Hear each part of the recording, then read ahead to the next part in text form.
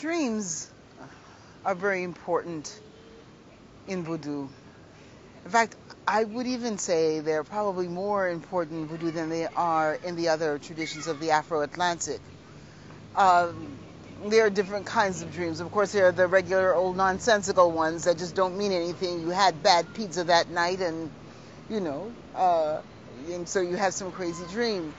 But there are dreams that are prophetic in nature, dreams that are clairvoyant, that reveal things that are to come, dreams that elucidate events that are taking place in our lives that we might not even be aware of.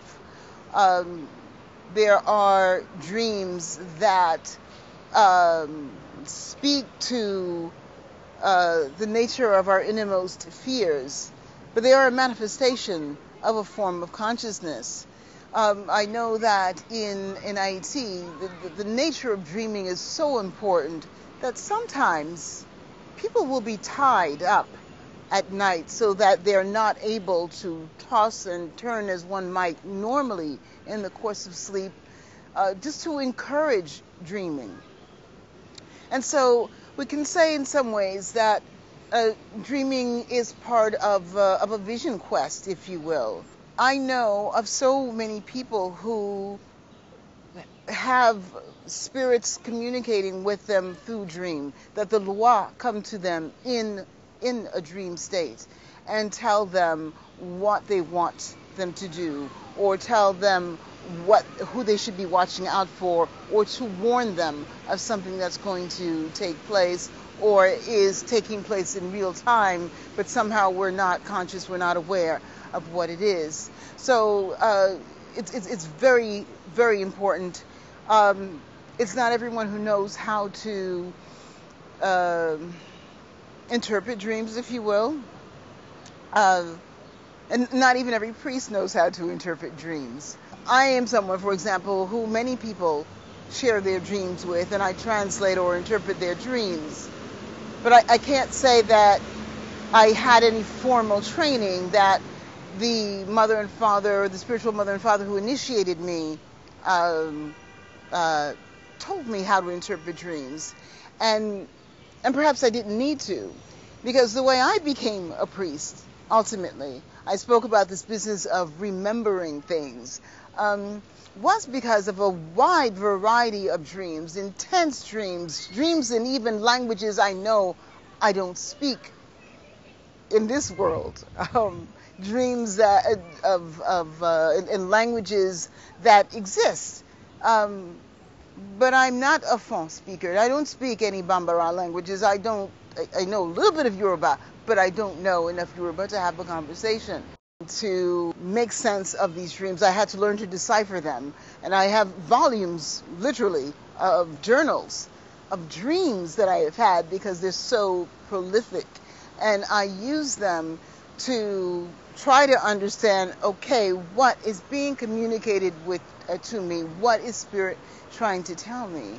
What is it I have to learn?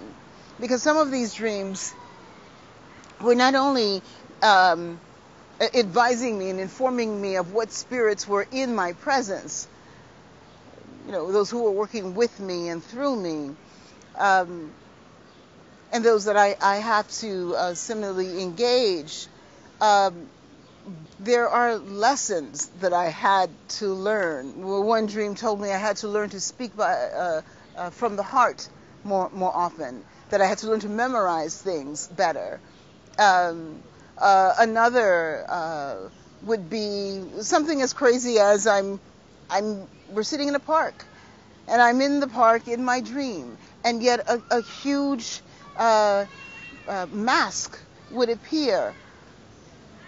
And it may have been a mask that I saw in a museum earlier that day. But for some reason, the ashe, the force, the life force of that mask spoke to me. And it became 1,000 times bigger to me in my dream. And it told me about ethics and mores, what was right and what was wrong, and how I should connect with certain people or disconnect myself from certain situations. If I were a Freudian, maybe, I don't know, maybe I would think this is some representation of my mother or my father or something crazy like that. But it isn't. It is about my energy connecting with the energy of someone else. Because the hands of someone else, the hands of another priest, the hands of a master carver, the hands of another human being, and their life force and their energy, and their vision, their imagination, their creativity, shaped that mask. And apparently it had a message for me. And like that mask, I receive it. I am the transmitter of the knowledge that it contains, and it's my responsibility to, again, to put that forth in the world.